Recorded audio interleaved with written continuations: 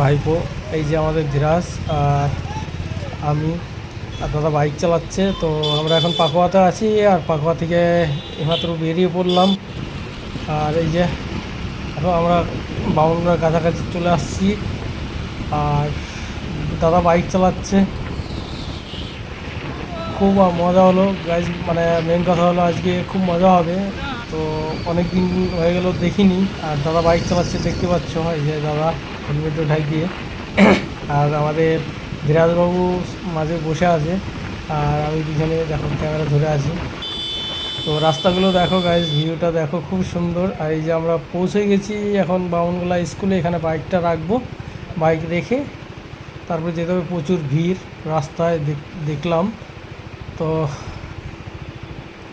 দেখো গাইজ, মানে অনেকই লোক আসছে এখানে। দেখো পুলিশ সবই, মানে এই যে আমরা